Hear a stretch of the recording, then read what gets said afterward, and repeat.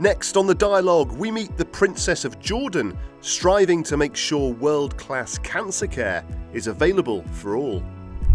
I will continue to break the taboos that surround cancer and mental illness and be, hopefully, a source of strength to cancer patients. I am Ghida Talal, and I'm the chairperson of the King Hussein Cancer Foundation and Center. Her Royal Highness has been internationally recognised for her humanitarian work. The greatest recognition I have ever received has been from the countless cancer patients who have become my large family.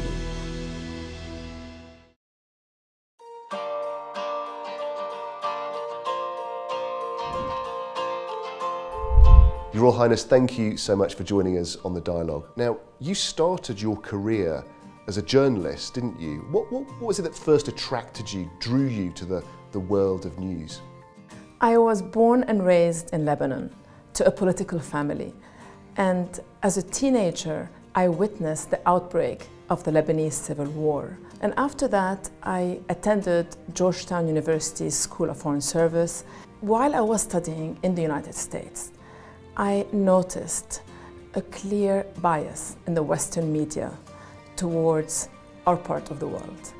And this is when I decided to immerse myself in a journalism career to contribute in changing the negative perception. And then in 2001, you were appointed as the chairperson of the King Hussein Cancer Foundation and the Center. And I believe that cancer in the region has had a stigma to it. King Abdullah appointed me as the chairperson of the King Hussein Cancer Foundation and Center. And I proceeded to establish it with the immense support of the King and Queen Rania. At the time, the landscape for cancer was extremely bleak in Jordan and throughout the region. Everybody still equated cancer with death, and there were no options. It was imperative to establish a center that would treat patients with advanced care. But before that, there were still many stigmas and taboos associated with the disease. And the person who helped us most in starting to break these taboos was King Hussein himself. He was himself fighting his own cancer battle privately, but he decided to take that battle to the public. He famously removed the traditional headscarf from his head to show his bare head, to show that there was no shame in getting cancer. Wow, very powerful. It's hard not to be moved and inspired when you meet people and listen to the many stories that there are around this centre. And this is work that has real personal significance for you, isn't it? My husband, Prince Talal, was diagnosed with non-Hodgkin's lymphoma at the age of 26. And overnight, we were plunged into the horrifying reality of cancer.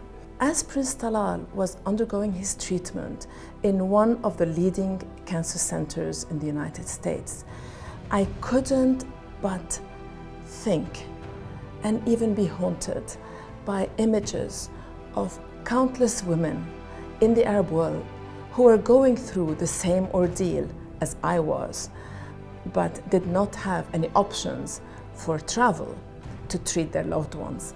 And this is when I resolved that this reality was going to change. And there is optimism. We spoke off camera about some of the successes that there have been. Could you tell us about some of that success? The KHCC is a cornerstone. It addresses all the needs of cancer patients. It has so far treated over 75,000 patients from all over the Arab world. One of the greatest successes that I'm most proud of is with regards to breast cancer and with early screening and detection. We have managed, through the Jordan Breast Cancer Program, to flip the statistics for women being diagnosed with cancer at the late stages of their disease, from 70% to 30%. However, this is still not enough. We will not rest until not one woman has to succumb to cancer because of a late diagnosis. Amazing. Dealing with cancer is difficult enough, let alone trying to do it when you've been displaced from your home country. Working to help refugees is an important part of what you've been doing, isn't it? You know, Guy, Jordan is a country surrounded by countries in conflict. And where there is conflict, there are refugees.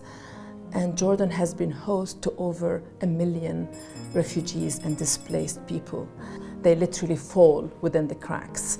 And this is when the King Hussein Cancer Foundation took a humanitarian step and set up goodwill funds to treat the underprivileged, the refugees, and the displaced people. And so far, our goodwill funds have treated 3,500 refugees.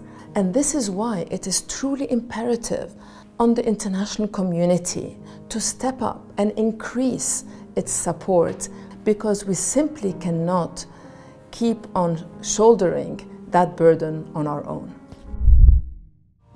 So this is our playroom for young patients. Your Highness, we've got this amazing kids' playroom here at the centre, but you've also got the healing garden too, both spaces that I guess allow people to be themselves, to escape a little bit. And mental health is a really important part of this holistic healing process, isn't it? Mental health is of paramount importance to me personally.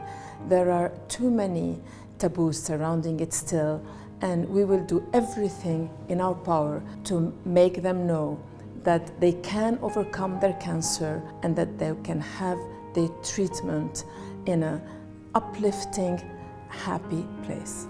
You yourself have been the recipient of many awards. You've been honoured for your humanitarian work. Is there anything you still feel that you're yet to achieve? It is always an honour to receive an award for one's work. I have to tell you that the greatest honour and award for me is to have had the opportunity to be by the side of cancer patients and their families, and hopefully always be a source of strength to cancer patients and their families. A source of strength to patients throughout the Arab world and beyond. Your Highness, thank you so much for joining us on The Dialogue. Thank you. Thank you.